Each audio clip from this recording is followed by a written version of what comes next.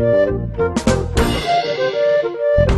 our story begins, you know, with old St. Augustine. Way back in days of old, he reported on this theme. A mighty emperor had got himself a pirate who was terrorizing people who were sailing on the open seas. What meanest thou by keeping hostile possession of the sea? What meanest thou by seizing the whole earth? Because I do it with a petty ship, I'm called a robber. Whilst thou, who does the same with a great fleet, art styled emperor. And old St. Augustine thought that was a pretty smart answer. 'Cause there are pirates and emperors, but they're really the same thing. When they go and try to reach the same ends by using the same means, well, they do it big or they do it small, from a little tiny boat or from hallowed halls. Bully is as bully does, that's plain to see. Speaking of bullies, what would you say about a gang of vicious, low-down thugs who were trying to overthrow the government by attacking undefended civilian targets like schools, farms, hospitals, and outreach centers? Why, I'd say they were terrorists. I'm sorry, the correct answer is freedom fighters. At least that's what you called these thugs, aka the Contras, when you funded their campaign of terror and indiscriminate killing to overthrow the government of Nicaragua. There was trouble in the land of Nicaragua in the 80s, it's true. And Uncle Sam has always said this kind of thing just really won't do. So he paid for a bag full of dirty tricks and turned killers into heroes with a PR blitz.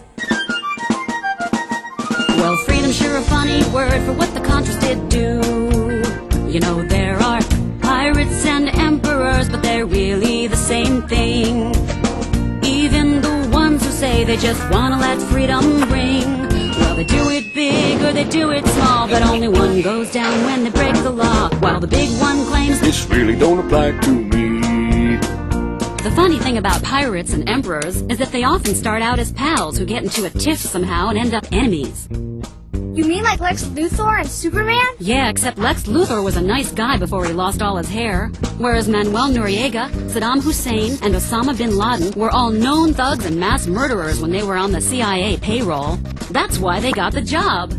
Either that, or Uncle Sam is just a really bad judge of character. I don't understand why this keeps happening to me.